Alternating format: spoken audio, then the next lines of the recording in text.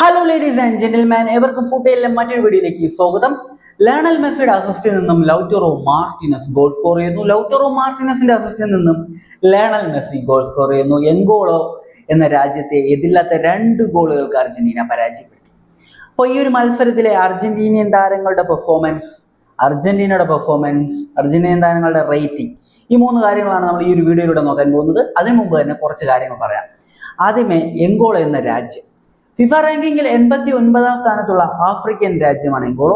Argentina പോലെ ഒരു രാജ്യത്തിന്റെ മത്സരം എങ്കോളയിൽ നടത്തുമ്പോൾ അറിയാലോ, അർജന്റീന മത്സരത്തിന് എന്തോരം ചിലവാകുമെന്നത് ഞാൻ പറയേണ്ടതില്ല, നിങ്ങൾക്ക് എല്ലാവർക്കും അറിയാം. നിങ്ങൾ കേട്ട് തഴമ്പിച്ചു പോയ ഒരു സംഭവമാണ് അർജന്റീന മത്സരത്തിന് എത്ര രൂപ ചിലവാകുമെന്നത്. അർജന്റീന കേരളത്തിലേക്ക് വരുന്നു എന്ന ഒരു വാർത്ത കേൾക്കുന്ന അന്ന് മുതൽ നമ്മൾ കേൾക്കുന്നതാണ്. അപ്പോൾ അത്രയും രൂപ എങ്കോളയും ചിലവാക്കിയിട്ടുണ്ട്. അതുപോലെ തന്നെ അതിന് പുറമെ എങ്കോളോ കൺസിഡർ ചെയ്യുന്ന ഓരോ ഗോളിനും 6 മില്യൺ യൂറോസ് ആണ് എങ്കോളോ ചിലവാക്കുന്നത്. അതായത് അർജന്റീന കൊടുക്കുന്നത് ഈ മത്സരത്തിൽ 2 ഗോൾ കൺസിഡർ ചെയ്തു, അപ്പോൾ 12 മില്യൺ യൂറോസ്. പോയി ഗൂഗിൾ അടിച്ച് നോക്കിയേക്കുക, ഒരു വലിയ തുകയാണ് 12 മില്യൺ യൂറോസ്. അപ്പോൾ ഈ ഒരു മാച്ചിലേക്ക് വരുമ്പോൾ ആദ്യമേ 2 ഗോളുകൾ അർജന്റീന നേടി. ഒന്ന് ലൗറ്ററോ മാർട്ടിനസ് ആണ് നേടുന്നത്. അദ്ദേഹത്തിന് കിടിലൻ ഒരു അസിസ്റ്റ് ലയണൽ മെസ്സി നൽകുന്നു. ലൗറ്ററോ മാർട്ടിനസ് ഗോൾ സ്കോർ ചെയ്യുന്നു. മറ്റൊന്ന്, രണ്ടാമത്തത് ലയണൽ മെസ്സിയുടെ ഒരു മുന്നേറ്റം ഡിഫൻഡേഴ്സ് തടയുന്നു. അതിനുശേഷം ലഭിച്ച പന്ത് ലൗറ്ററോ മാർട്ടിനസ് വീണ്ടും മെസ്സിക്ക് നൽകുന്നു. മെസ്സിയുടെ ഗോൾ സ്കോറിംഗ്. ഞാനത് ആദ്യം ഓഫ് സൈഡ് ആണെന്ന് തോന്നി, പിന്നീട് അത് നോക്കിയപ്പോൾ ഓഫ് സൈഡ് അല്ല. അതും വളരെ മികച്ചൊരു ഗോളായിരുന്നു. 2ഉം വളരെ മികച്ച ഗോളായിരുന്നു. 2ഉം പവർഫുൾ ആയിട്ടുള്ള ഷോട്ടായിരുന്നു. ഈ ഒരു മാച്ചിനെ കുറിച്ച് പറയുമ്പോൾ എങ്കോളോ എന്ന രാജ്യം ഫിഫ റാങ്കിങ്ങിൽ 89ാമതാണ് ഉള്ളതെങ്കിൽ പോലും വളരെ മികച്ച രീതിയിൽ അവർ കളിച്ചിരുന്നു.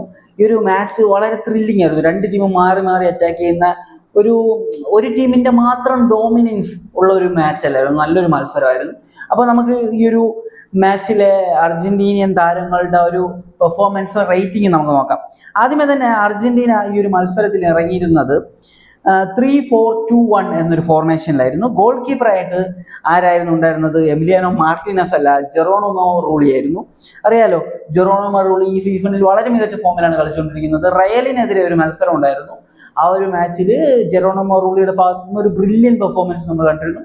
എനിക്ക് തോന്നുന്നു 9-10 സേവ് ഈ ഒരു താരം നടത്തിയിരുന്നു. ആദ്യ പകുതിയിൽ തന്നെ ഒരു 7-8 സേവ് ചെയ്തിരുന്നു. ഒരു കിടിലൻ പെർഫോമൻസ് ആ മാച്ച് നടത്തിയിരുന്നു. ഈ മാച്ചിലും താരത്തെയായിരുന്നു ഗോൾ കീപ്പറായിട്ട് അർജന്റീന കളിപ്പിച്ചിരുന്നത്. അതുപോലെ തന്നെ ഡിഫൻസിലേക്ക് വരുമ്പോൾ താഗ്ലിയഫിക്കോ സ്ഥിരം അർജന്റീനിയൻ താരമാണ്. പിന്നെ ക്രിസ്ത്യൻ റൊമേറോ, പിന്നെ എന്ന് പറയുന്നത് ജോൻ ഫോയിത്ത് ആണ് ഡിഫൻസിലുണ്ടായിരുന്നത്. മിഡിൽ 4 പേര്, നിക്കോളോസ് ഗോൺസാൽവസ്, അതുപോലെ തന്നെ മെക്കാലിസ്റ്റർ, ഡീപോള്, പിന്നെ ലോസെൽസോ. പിന്നെ അറ്റാക്കിംഗ് മിഡ്ഫീൽഡർ റോളിലേക്ക് വരുമ്പോൾ അവിടെ 2 പേര്, ലയണൽ മെസ്സിയും അതുപോലെ തന്നെ അൽമേഡ, പിന്നെ സെന്റർ ഫോർവേഡായിട്ട് ലൗറ്ററോ മാർട്ടിനസ് ആയിരുന്നു ഉണ്ടായിരുന്നത്. അപ്പോൾ ഇവരുടെ പെർഫോമൻസിലേക്ക് വരുമ്പോൾ ആദ്യമേ ജെറോണിമോ റൂളി കീപ്പർ കിടിലൻ പെർഫോമൻസ് ഈ മാച്ച് നടത്തിയിട്ടുണ്ട്. 7.6 ആയിരുന്നു താരത്തിൻ്റെ ആ ഒരു റേറ്റിംഗ് എന്ന് പറയുന്നത്. 2 സേവൊക്കെ നടത്തി. അത്യാവശ്യം നന്നായിട്ട് നല്ലൊരു പെർഫോമൻസ് താരം ഈ ഒരു മാച്ച് നടത്തിയിരുന്നു. അറിയാലോ, എമിലിയാനോ മാർട്ടിനസ് വന്നതിന് ശേഷം അർജന്റീന വേറെ ഗോൾ കീപ്പേഴ്സിനെ പരീക്ഷിച്ചിട്ടുള്ളത് ചുരുക്കം അവസരങ്ങളിൽ മാത്രമാണ്. അപ്പോൾ കിട്ടിയൊരു അവസരം മുതലാക്കിയിട്ടുണ്ട് താരം. പിന്നെ താഗ്ലിയഫിക്കോയുടെ ഭാഗത്തു നിന്നും വളരെ മികച്ചൊരു പെർഫോമൻസ് കണ്ടു. 7.4 ആണ് താഗ്ലിയഫിക്കോയുടെ റേറ്റിംഗ്. പിന്നെ ക്രിസ്ത്യൻ റൊമേറോയും വളരെ മികച്ച രീതിയിൽ തന്നെയായിരുന്നു കളിച്ചിരുന്നത്. 7.1 ആയിരുന്നു ക്രിസ്ത്യൻ റൊമേറോയുടെ റേറ്റിംഗ്. പിന്നെ ജോൻ ഫോയിത്ത് അത്ര മികച്ചൊരു പെർഫോമൻസ് അല്ല, ഒരു ആവറേജ് പെർഫോമൻസ് മാത്രമാണ് നടത്തിയത്. 6.8 ആണ് താരത്തിന്റെ റേറ്റിംഗ്. പിന്നെ നിക്കോളസ് ഗോൺസാൽവസ് അദ്ദേഹത്തെ സബ്സ്റ്റിറ്റ്യൂട്ട് ചെയ്തിരുന്നു. 7 ആണ് താരത്തിന്റെ റേറ്റിംഗ്. പിന്നെ അലക്സിസ് മെക്കാലിസ്റ്ററിന്റെ റേറ്റിംഗ് 6.9 ആണ്. ഡീപോളിന്റെ റേറ്റിംഗ് 7.1. ലോസെൽസോയുടെ റേറ്റിംഗ് 6.6. ലോസെൽസയും അലക്സിസ് മെക്കാലിസ്റ്ററിനെയും സബ്സ്റ്റിറ്റ്യൂട്ട് ചെയ്തിരുന്നു. പിന്നെ അൽമേഡ റേറ്റിംഗ് 7 ആണ്. പിന്നെ ഈ മത്സരത്തിൽ ഏറ്റവും കൂടുതൽ എടുത്തു പറയേണ്ട 2 താരങ്ങൾ ലയണൽ മെസ്സി, അതുപോലെ തന്നെ ലൗറ്ററോ മാർട്ടിനസ്. ലയണൽ മെസ്സിയുടെ റേറ്റിംഗ് 8.1 ആണ്. കിടിലൻ ഒരു പെർഫോമൻസ് തന്നെയാണ് താരം ഈ മാച്ച് നടത്തിയിട്ടുള്ളത്. ഒരു ഗോള്, ഒരു അസിസ്റ്റ്, അതുപോലെ തന്നെ ടോട്ടൽ ഷൂട്ട് 5 ഷൂട്ട് തീർത്തുന്നു. 8.1 റേറ്റിംഗ്. വളരെ മികച്ച രീതിയിൽ താരം ലയണൽ മെസ്സി മാച്ചിൽ കളിച്ചിരുന്നു. ലയണൽ മെസ്സിയുടെ ആഫ്രിക്കൻ മണ്ണിലെ ആദ്യത്തെ ഗോളും ഈ ഒരു മാച്ചിൽ തന്നെ അദ്ദേഹം നേടിയിരുന്നു. അദ്ദേഹത്തിന്റെ കരിയറിൽ 1300 ഗോൾ കോൺട്രിബ്യൂഷനിലേക്ക് എത്താൻ ഇനി വെറും 4 ഗോൾ കോൺട്രിബ്യൂഷൻ മാത്രം നൽകിയാൽ മതി. ലൗറ്റോറോ മാർട്ടിനസ് ആണ് ഈ മാച്ചിൽ ഏറ്റവും ഉയർന്ന റേറ്റിംഗ് ഉള്ള താരം. 1 ഗോൾ 1 അസിസ്റ്റാണ് താരവും നൽകിയിരുന്നത്. അർജന്റീനയുടെ സെന്റർ ഫോർവേഡ് പൊസിഷനിൽ വളരെ മികച്ച രീതിയിൽ താരം കളിച്ചിരുന്നു. കുറെ അവസരങ്ങൾ താരത്തിനുണ്ടായിരുന്നു. 8.8 ആണ് ലൗറ്റോറോ മാർട്ടിനസിന്റെ ഈ ഒരു മാച്ചിലെ റേറ്റിംഗ്. മൊത്തം അർജന്റീനയുടെ പെർഫോമൻസിന് നൽകിയിട്ടുള്ള റേറ്റിംഗ് എന്ന് പറയുന്നത് 7.05 ആണ്. അപ്പോൾ നമുക്ക് ഈ ഒരു മാച്ചിലെ കണക്കുകൾ നോക്കാം. അർജന്റീന എത്രത്തോളം മികച്ച രീതിയിൽ കളിച്ചിരുന്നു എന്ന് നോക്കാം. അതായത് ബോൾ പൊസിഷൻ 66% അർജന്റീനയ്ക്ക് ഉണ്ടായിരുന്നു. ബിഗ് ചാൻസ് അർജന്റീന 2 ക്രിയേറ്റ് ചെയ്തപ്പോൾ എങ്കോളോ 1 ക്രിയേറ്റ് ചെയ്തത്. Total shoot Argentina 8, എങ്കോളോ 7. ഇതാണ് ഞാൻ പറഞ്ഞത്, 2 ടീമും ഒപ്പത്തിനൊപ്പമായിരുന്നു കളിച്ചിരുന്നതെന്ന്. ഗോൾ കീപ്പറിന്റെ ഫേവ് അറിയാലോ, അർജന്റീന 2, എങ്കോളോ 1. പിന്നെ കോർണർ കിക്ക് അർജന്റീന 6 വാങ്ങി, എങ്കോളോ 5 നേടിയെടുത്തത്. അർജന്റീനൻ ടീം 512 പാസുകൾ ചെയ്തപ്പോൾ എങ്കോളോ 253 പാസുകളാണ്. ഏറെക്കുറെ ഒരു പകുതി, അർജന്റീന ചെയ്തതിന്റെ പകുതി പാസുകൾ മാത്രമാണ് എങ്കോളോ ചെയ്തിട്ടുള്ളത്. പിന്നെ ടാക്കിളുകളുടെ കാര്യത്തിലേക്ക് വന്നു കഴിഞ്ഞാൽ അർജന്റീന 14 ടാക്കിളുകൾ, അറിയാലോ അർജന്റീനയുടെ ഗെയിം സ്റ്റൈൽ അങ്ങനെയാണ്. പിന്നെ 12 ടാക്കിളാണ് മറുഭാഗത്ത് എങ്കോളോ ചെയ്തിട്ടുള്ളത്. 2 ടീമും ഓരോ യെല്ലോ കാർഡ് വീതം വാങ്ങിയിട്ടുമുണ്ട്. ഷൂട്ടുകളുടെ കാര്യം 8 3 ഓൺ ടാർഗറ്റിലേക്ക് എത്തിക്കാൻ അർജന്റീനയ്ക്ക് കഴിഞ്ഞു. അതിൽ 2 ഗോളാക്കാനും കഴിഞ്ഞു. മറുഭാഗത്ത് 7 2 ഓൺ ടാർഗറ്റിലേക്ക് എത്തിച്ചു. 2 അർജന്റീനയുടെ കീപ്പർ തടഞ്ഞു. അപ്പോൾ ഇതാണ് കളിയിലെ കണക്കുകൾ. അറിയാലോ, എങ്കോളോ പോലത്തെ ഒരു ആഫ്രിക്കൻ രാജ്യത്തിന് അർജന്റീന കൊണ്ടുവരിക എന്ന് പറയുന്നത് നമ്മൾ കേരളത്തിലേക്ക് അർജന്റീന വരുന്നത് പോലെയാണ്. അത്രയും വലിയൊരു ആരവം അവിടെ ഉണ്ടായിരുന്നു, വലിയൊരു ആഘോഷം അവിടെ ഉണ്ടായിരുന്നു.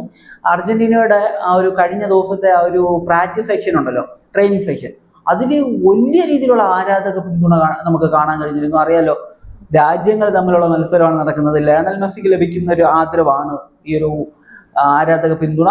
മെസ്സി ട്രെയിനിങ്ങിൽ ഗോൾ അടിക്കുമ്പോഴൊക്കെ വലിയൊരു സൗണ്ട് ആ ഒരു സ്റ്റേഡിയത്തിൽ നിന്ന് വരുന്നത് കാണായിരുന്നു. എങ്കോളോ എന്ന രാജ്യത്തെ സംബന്ധിച്ച് അവരുടെ ഒരു വലിയൊരു നേട്ടം എന്ന രീതിയിലാണ് അവർ കാണുന്നത്. അവിടുത്തെ മാധ്യമങ്ങൾ ആ രീതിയിലാണ് അതിനെ ട്രീറ്റ് ചെയ്യുന്നത്. നമ്മുടെ മാധ്യമങ്ങൾ ട്രീറ്റ് ചെയ്ത രീതിയൊക്കെ ഞാൻ പറയേണ്ടതില്ലല്ലോ. അപ്പോൾ ഈ ഒരു കാര്യം, അതായത് അർജന്റീനയെ പോലെ അല്ലല്ലോ ലോകത്ത് ഏതെങ്കിലും ഒരു ടീമിനെ കൊണ്ടുവന്ന്, വലിയൊരു ടീമിനെ കൊണ്ടുവന്ന് കളിപ്പിക്കുക എന്ന് പറയുന്നത്, ആ ഒരു പൈസ യൂസ് ചെയ്ത് അവരുടെ ഫുട്ബോൾ കൾച്ചർ വളർത്താം, ഈസി ആയിട്ട് ചെയ്യാവുന്നതാണ്. പക്ഷേ ഫുട്ബോൾ എന്ന് പറയുന്നത് ഒരു ബിസിനസ് കൂടിയാണ്. ബിസിനസ് വളർന്നാലേ ഫുട്ബോൾ വളരത്തുള്ളൂ. ഈ ഒരു കോൺസെപ്റ്റാണ് എല്ലാ രാജ്യവും പിന്തുടരുന്നത്. എങ്കോളയും അത് തന്നെയാണ് ശ്രമിച്ചിട്ടുള്ളത്. ഈ ഒരു മാച്ചിനെ കൊണ്ടുവന്നതിലൂടെ, അർജന്റീനയെ കൊണ്ടുവന്നതിലൂടെ നമ്മൾ അതാണ് ശ്രമിക്കേണ്ടത്. പക്ഷേ ഇവിടെ എന്താണെന്ന് വെച്ച് കഴിഞ്ഞാൽ ആ പൈസ യൂസ് ചെയ്ത് ഡെവലപ്പ് ചെയ്യുക. ഗവൺമെന്റിന്റെ ഖജാനാവിൽ നിന്ന് എടുക്കുന്ന പൈസയല്ല. ഗവൺമെന്റിന് എവിടെ നിന്ന് കിട്ടുന്നു എന്നറിയാലോ, അത് സ്പോൺസേഴ്സിലൂടെ വരുന്ന പൈസയാണ്. ആ സ്പോൺസേഴ്സിലൂടെ വരുന്ന പൈസ സ്പോൺസേഴ്സ് സ്പെൻഡ് ചെയ്യണമെങ്കിൽ തിരിച്ചെന്തെങ്കിലും കിട്ടണം. ഒരു ഗ്രൗണ്ട് ഉണ്ടാക്കി നമുക്ക് എല്ലാവർക്കും കൂടെ കളിക്കാൻ വേണ്ടി തന്നു കഴിഞ്ഞാൽ അതിൽ നിന്ന് തിരിച്ചൊന്നും കിട്ടാൻ പോകുന്നില്ല. അതുകൊണ്ട് തന്നെ അവരത് ചെയ്യത്തില്ല. ഗവൺമെന്റ് ആണ് അത് ചെയ്യേണ്ടത്. ഗവൺമെന്റ് ആകെ ചെയ്യേണ്ടത് എന്താണെന്ന് വെച്ച് കഴിഞ്ഞാൽ എല്ലായിടത്തും ഗ്രൗണ്ട് സെറ്റാക്കി കൊടുക്കുക എന്നത് മാത്രമാണ് ഗവൺമെന്റ് ചെയ്യേണ്ടത്. ഇതുപോലത്തെ ഇവന്റുകൾ നടന്നു കഴിഞ്ഞാൽ അത് കൂടുതൽ ആകർഷകം ഉണ്ടാകും. എന്തായാലും വേറെ മറ്റ് രാജ്യങ്ങളിൽ നിന്ന് ആളുകൾ ഇങ്ങോട്ട് വരും കളി കാണാനായിട്ട്. അർജന്റീനയുടെ ആരാധകരാകട്ടെ, മെസ്സിയുടെ ആരാധകരാകട്ടെ. ഇത് കൂടുതലായിട്ട് കേരളത്തിലെ ഫുട്ബോളിനെ ഫോക്കസ് ചെയ്യാൻ സഹായിക്കും. ഇങ്ങനെയൊക്കെ കുറെ കാര്യങ്ങളുണ്ട്, പറഞ്ഞിട്ടൊന്നും കാര്യമില്ലെന്നറിയാം, എന്നാലും ചുമ്മാ പറയുകയാണ്. അപ്പോൾ ഈ ഒരു മാച്ചിനെ കുറിച്ച് പറയുമ്പോൾ എനിക്ക് എത്രയേ ഉള്ളൂ പറയാൻ. അതായത് 2 ടീമും ഒപ്പത്തിനൊപ്പം കളിച്ചിരുന്നു. അർജന്റീന ഗോൾ സ്കോർ ചെയ്തു. അർജന്റീന കുറച്ചുകൂടി നല്ല അവസരങ്ങൾ ഉണ്ടാക്കിയെടുക്കാൻ കഴിഞ്ഞിട്ടുണ്ട്. എനിക്ക് ഏറ്റവും കൂടുതൽ ഇഷ്ടപ്പെട്ടത് അർജന്റീന ഡിഫൻസ് ആണ്. വളരെ മികച്ച രീതിയിലൊരു സോളിഡ് ഡിഫൻസ് ആയിരുന്നു എന്നൊന്നും ഞാൻ പറയുന്നില്ല. പക്ഷെ അവർ കൃത്യമായിട്ടുള്ള സ്ഥലങ്ങളിൽ കൃത്യമായ ടാക്കിളുകൾ, അതുപോലെ തന്നെ കൃത്യമായിട്ടുള്ള ഇന്റർസെപ്ഷൻസ്, വളരെ വളരെ ആ ഒരു ബാലൻസിങ് ആയിട്ടുള്ളൊരു ഡിഫൻസ് കാണാൻ കഴിഞ്ഞു. ലൗറ്ററോ മാർട്ടിനസ് സെന്റർ ഫോർവേഡ് ആണ്, അദ്ദേഹം വരെ വന്ന് ടാക്കിൾ ചെയ്യുന്ന ഒരു സാഹചര്യം കണ്ടു. അത്രയും ടീം മൊത്തത്തിൽ ഒരു ഒത്തിണക്കത്തോടെയാണ് കളിക്കുന്നത്. വേൾഡ് കപ്പാണ്. വേൾഡ് കപ്പിന് ഇനി 6 മാസം 7 മാസം എങ്ങാണ്ടേ ഉള്ളൂ. അറിയാലോ, നിലവിലെ ചാമ്പ്യന്മാരാണ്. അപ്പോൾ ഈ ഒരു മാച്ചിനെ കുറിച്ചുള്ള നിങ്ങളുടെ ഒപ്പീനിയൻ കമന്റ് ബിലോ. മറ്റൊരു വീഡിയോ കാണുന്നതായിരിക്കും. ബൈ ബൈ വിത്ത് ഫുട്ബോൾ.